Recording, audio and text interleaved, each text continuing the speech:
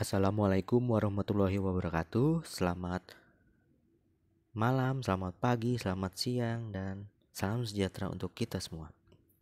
Oke anak-anak, kita jumpa lagi dalam materi sejarah Indonesia kelas 11. Kali ini kita akan bahas mengenai perjuangan pergerakan nasional melalui Volksraad atau Dewan Rakyat. Nah, pada masa pergerakan nasional, para tokoh nasionalis bangsa Indonesia itu berjuang biasanya melalui organisasi-organisasi pergerakan nasional. Seperti di pertemuan sebelumnya ada Budi Utomo, Sarekat Islam, Indonesia Party, dan sebagainya. Itu adalah organisasi-organisasi pergerakan nasional. Itu berada di luar struktur pemerintahan kolonial Belanda. Namun kalau perjuangan nasional melalui Volksraad itu melalui lembaga bentukan Belanda, ya, namanya Volksraad atau Dewan Rakyat. Volks itu artinya rakyat dan Raad itu artinya dewan, gitu. Jadi Volksrakyat, Raad itu dewan, sehingga secara harfiah berarti Volksraad adalah dewan rakyat atau sekarang kita kenal sebagai Dewan Perwakilan Rakyat DPR. Nah, pembentukan Volksraad karena apa sih latar belakangnya, penyebabnya? Volksraad dibentuk ada beberapa alasan, yaitu kebijakan desentralisasi seiring penerapan politik etis. Jadi gini, pertama kan di tahun 1901 itu diterapkan kebijakan dari pemerintah kolonial namanya politik etis. Ada irigasi, emigrasi, dan edukasi. Nah, salah satu kebijakan yang berdampaknya itu antara lain seperti emigrasi ya. Emigrasi itu tentang perpindahan penduduk ya dari suatu pulau, misalnya Pulau Jawa ke Pulau Sumatera. Nah, ketika terjadi perpindahan penduduk, maka akan ada pembentukan pemerintahan daerah yang tersebar. Kalau sekarang mungkin dikenal sebagai otonomi daerah. Nah, kebijakan desentralisasi itu atau mirip-mirip dengan otonomi daerah sekarang merupakan efek dari penerapan kebijakan politik etis. Jadi, kalau ada pertanyaan, apa latar belakang pembentukan Volksraad atau Dewan Rakyat, yaitu adanya kebijakan desentralisasi atau pembagian kekuasaan, pembagian pemerintahan berdasarkan daerah-daerah tertentu atau yang kita kenal dengan otonomi seiring dengan penerapan politik etis. Gitu. Namun, sebagai Dewan Rakyat, Volksraad sering dianggap sebagai bukan parlemen sejati alias parlemen main-mainan. Mengapa? Karena Volksraad dianggap hanya sebagai lembaga penasihat dan hanya dilibatkan dalam pembuatan undang-undang atau regulasi. Jadi dia hanya penyampai nasihat kepada pemerintah kolonial, sebaiknya begini tuan-tuan gitu. Itu didengerin atau enggak kita nggak tahu ya gitu. Dan dia hanya sebagai lembaga yang menggodok dan meresmikan undang-undang gitu, pembuatan undang-undang. Jadi dianggap hanya sebagai parlemen boneka atau parlemen yang bukan parlemen sejati gitu. Oke, selanjutnya perjuangan di dalam Volksraad itu nanti ada memunculkan suatu semacam kelompok ya, kelompok politik atau yang disebut fraksi, yang bernama Fraksi Nasional. Fraksi Nasional ini salah satunya dimotori oleh Muhammad Husni Tamrin dan dibentuk di Batavia atau Jakarta pada Januari 1930. Tujuannya adalah untuk menjamin kemerdekaan Indonesia dalam waktu sesingkat-singkatnya. Jadi Fraksi Nasional ini dia berjuang memperjuangkan kemerdekaan Indonesia dalam waktu sesegera mungkin, tapi di dalam tubuh Dewan Rakyat atau Volksraad. Di antaranya beberapa penolakan Fraksi Nasional terhadap pemerintah kolonial antara lain ide pemerintah kolonial memperkuat pertahanan karena biaya mahal.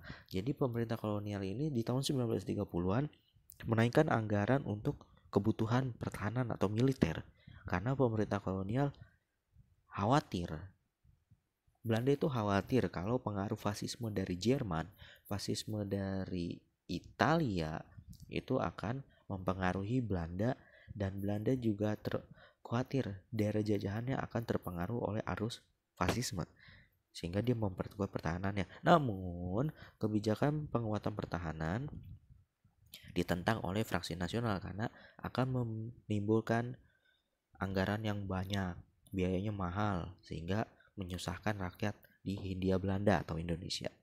Selanjutnya, FN atau fraksi nasional juga menolak larangan berkumpul serta menolak pemberedalan surat kabar. Jadi, fraksi nasional ini menentang kebijakan pemerintah kolonial berupa pelarangan berkumpul atau pelarangan organisasi. Ini berdasarkan pengalaman dari penangkapan tokoh-tokoh PNI di tahun 1929 gitu. Dan fraksi nasional juga menentang pemberedelan atau boikot terhadap surat kabar. Jadi pemerintah kolonial itu sering ngebredel atau menutup izin peredaran surat kabar karena dianggap melawan pemerintah. Pemerintah siapa? Pemerintah kolonial gitu. Kemudian fraksi nasional menggagas agar kaum nasionalis di Volkskrad bertindak non kooperatif karena tindakan pemerintah kolonial makin gak jelas gitu, makin resek lah istilahnya. Bertindak non kooperatif artinya apa? Tidak mau bekerja sama secara terang-terangan, sehingga fraksi nasional itu menjadi fraksi orang-orang radikal ya, atau orang-orang yang sangat menentang pemerintah kolonial. Nah, selain fraksi nasional, di dalam Volkskrad juga ada perjuangan melalui petisi Sutarjo yang dicetuskan 15 Juli 1936 oleh gagasan dari seorang tokoh priai Pamong Praja namanya Sutarjo Karto Hadikusumo. Isinya antara lain tuntutan menyelenggarakan musyawarah atau konferensi wakil-wakil Indonesia dan Belanda yang memiliki hak yang sama. Ini isinya. Terus isi yang kedua, menyusun rencana pemberian otonomi terhadap Indonesia sesuai konstitusi Belanda. Pelaksanaannya bertahap dalam waktu 10 tahun atau waktu sesuai hasil musyawarah. Jadi intinya ada 2 poin penting di sini ada petisi Sutarjo, yaitu adanya tuntutan bahwa rakyat Indonesia diwakili oleh para politisi di Volkskrad dan politisi Belanda harus melakukan suatu musyawarah yang kedudukannya sama gitu. Musyawarahnya itu nanti untuk apain sih? Menyusun suatu rencana pemberian otonomi kepada Indonesia. Otonomi ini maksudnya adalah Indonesia kan dijajah Belanda nih. Ketika diberikan otonomi, maka Indonesia itu berhak untuk membentuk pemerintahan yang mandiri, pemerintahan sendiri yang lebih fleksibel, tidak begitu dikekang oleh pemerintah kolonial gitu. Namun pemberian otonomi terhadap pemerintah Indonesia ini seperti merdeka, tapi sebenarnya masih ada yang kurang. Nah, nanti kita bahas lagi. Tujuan petisi ini antara lain untuk memperluas otonomi pemerintahan bagi bangsa Indonesia. Jadi bangsa Indonesia itu harus lebih berperan penting dalam pengurusan politik dalam negerinya sendiri. Enggak cuma dipegang oleh orang Belanda, orang Indonesia juga harus mengelola negerinya sendiri gitu. Jalannya melalui musyawarah wakil Indonesia dan kerajaan Belanda dalam menentukan masa depan Indonesia berdiri sendiri. Petisi ini ditandatangani selain oleh penggagasnya petisi oleh Sutarjo Karto Hadikusumo, ada lagi Ignatius J. Kasimo, Samratulangi, ada Datuk Temenggung dan Kokwatio. Oke, kita lanjut. Petisi Sutarjo ternyata menuai kontra. Ya, pro-nya pasti orang yang mendukung tentang kebijakan otonomi terhadap untuk Indonesia ya. Tapi menimbulkan kontra atau perlawanan dari dua pihak. Pertama dari pihak pemerintah kolonial Belanda ya. Petisi Sutarjo ditolak oleh pemerintah kolonial Belanda secara resmi pada 16 November 1938. Alasannya karena Indonesia dianggap belum siap memikul tanggung jawab memerintah negerinya sendiri. Jadi Belanda bilang orang Indonesia belum siap lah memerintah negerinya sendiri, udah Belanda aja yang ngurus gitu. Apalagi di tahun 1920-an pernah ada gubernur jenderal namanya De Jonge. Dia bilang Belanda akan memerintah Indonesia 1000 tahun ke depan. Itu menunjukkan bahwa Belanda tidak akan melepas Indonesia untuk merdeka. Gitu. Intinya sih ini cuma ya alasan yang mempermanis. Udah Indonesia belum mampu bikin pemerintahan sendiri, biar Belanda aja. Intinya Belanda nggak mau membiarkan kita merdeka. Udah itu ya. Nah terus petisi Sutarjo juga menuai kontra atau penolakan dari pihak sebagian kaum nasionalis. Kenapa sih ditolak? Nah karena petisi Sutarjo dianggap tidak mempunyai kekuatan hukum yang mengikat, hanya sebagai perkumpulan tuntutan ditandatangani banyak orang diajukan ke pemerintah kolonial Belanda lewat Volkskrant. Itu dianggap kurang berkekuatan hukum. Selanjutnya juga petisi Sutarjo dianggap tidak sesuai cita-cita pergerakan nasional. Karena apa? Nah itu yang tadi Bapak bilang tidak sesuai dengan cita-cita pergerakan nasional karena rencana tentang pemberian otonomi terhadap pemerintahan Indonesia. Kenapa nggak bilangnya pemberian kemerdekaan penuh? Nah itu, sedangkan cita-cita pergerakan nasional maunya Indonesia itu merdeka secara penuh, tapi di sini hanya diminta otonomi untuk mengurus pemerintahan sendiri, tapi masih dalam naungan administrasi kerajaan Belanda, gitu. Sedangkan cita-cita pergerakan nasional itu ingin Indonesia merdeka sepenuhnya, Belanda pergi, gitu, ya. Nah, yang ditolak oleh sebagian nasionalis Indonesia. Dan petisi Sutarjo pun gagal. Gagalnya petisi Sutarjo serta ditambah juga dengan pengaruh fasisme dan sikap Belanda yang tidak atau kurang memperhatikan bangsa Indonesia memunculkan atau mengakibatkan munculnya suatu gerakan fraksi politik juga yang namanya Gabungan Politik Indonesia. Jadi kalau ada pertanyaan latar belakang pembentukan GAPI apa aja sih kegagalan petisi Sutarjo, selanjutnya ada pengaruh fasisme dari Eropa yang mengancam Belanda maupun jajahannya Belanda termasuk Indonesia, serta sikap Belanda yang kurang memperhatikan kepentingan bangsa Indonesia. Yo, kita bahas tentang GAPI, Gabungan Politik Indonesia. Oke. Nah, GAPI ini diketuai oleh Muhammad Husni Tamrin, dibentuk pada 21 Mei 1939. Nah, konferensi pertama GAPI berhasil mencetuskan suatu gagasan bernama Indonesia Berparlemen. Tuh. Nah, tuntutan ini Indonesia Berparlemen menjadi salah satu tujuan GAPI membentuk Kongres Rakyat Indonesia. Tujuannya antara lain kesempurnaan Indonesia dan Indonesia berparlemen penuh. Berparlemen penuh maksudnya adalah parlemennya itu harus diperintah sendiri oleh orang Indonesia, terus tidak dibawahi langsung oleh pemerintah kolonial. Dengan kata lain, kita punya DPR yang independen dari Belanda gitu. Kemudian GAPI juga mencetuskan suatu manifesto atau manifest GAPI tanggal 20 September 1939. Intinya adalah mengajak rakyat Indonesia dan bangsa Belanda bekerja sama menghadapi fasisme. Nah ini taktik sih dari GAPI ini, bahwa agar Belanda mengabulkan keinginan GAPI untuk menciptakan Indonesia berparlemen, Belanda berusaha GAPI berusaha membujuk Belanda agar bekerja sama dalam menghadapi fasisme. Fasisme itu suatu ideologi yang menjunjung tinggi otoritarianisme ya, diktatorial.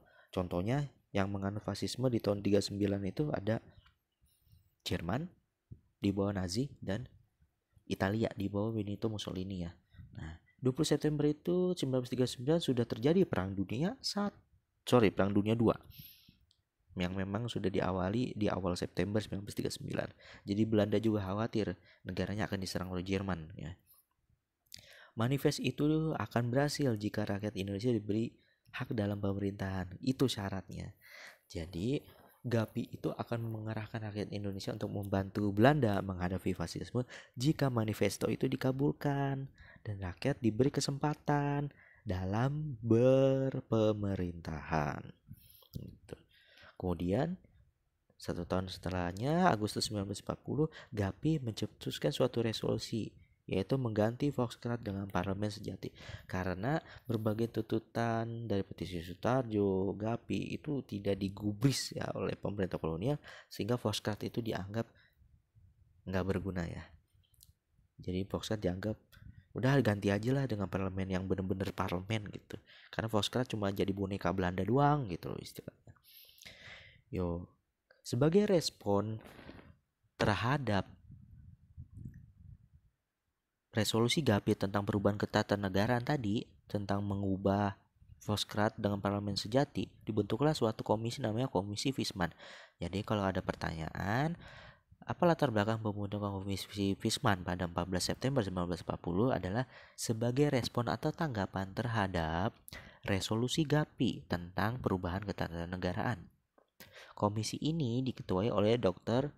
H. U. Visman ya. Anggotanya antara lain sebagai berikut. Ya, tuh ada orang-orang Indonesia banyak tapi ada orang Belanda, Wertheim, orang Belanda tuh. Eisen, terus ada orang Indonesia Abdul Ghaffar Pinggodigdo. Nah, tugas dari Komisi Visman antara lain menyelidiki keinginan rakyat Indonesia mengenai perbaikan pemerintahan, semacam mencari kumpulan suara ya. Rakyat Indonesia itu mau gimana sih untuk perbaikan pemerintahan. Ternyata komisi ini nantinya tidak disambut baik oleh orang-orang di Foxcrat dan GAPI. Sebab komisi ini hanya sebagai formalitas belaka yang intinya nggak memperbaiki nasib rakyat apapun. Cuma ingin menenangkan aja, nyari jajak pendapat gitu. Tapi nggak ada perubahan yang signifikan dibuat oleh Komisi Visman. Bahkan pada Februari 1941 terjadi pertemuan antara GAPI dengan Komisi Visman di gedung Radvati Indi, Batavia atau Jakarta. Dalam pertemuan itu tidak menghasilkan hal apapun yang baru, sehingga menimbulkan kecewaan kaum pergerakan. Jadi Komisi Visman ini tidak berguna ya untuk proses perbaikan pemerintahan. Udah Foxcrat kayak parlemen boneka, terus mau dibubarin tapi ditolak sama Belanda. Komisi Visman ternyata tidak bisa melakukan perbaikan dalam pemerintahan, ya sudah.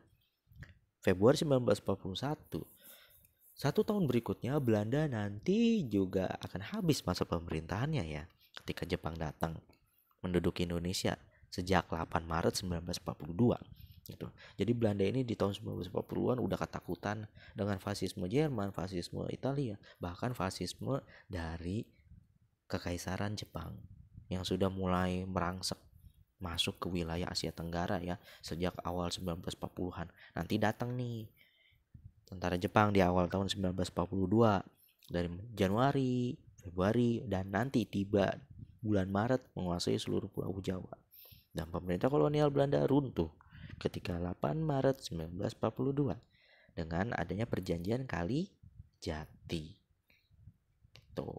Oke, sekian, terima kasih anak-anak untuk materi kali ini. Semoga bermanfaat dan kalian bisa paham. Oke, mohon maaf kalau ada kekurangan. Kalau ada yang mau ditanya, silakan untuk yang ditanyakan di kolom yang sudah disediakan ya. Assalamualaikum warahmatullahi wabarakatuh. Sampai jumpa. Bye bye.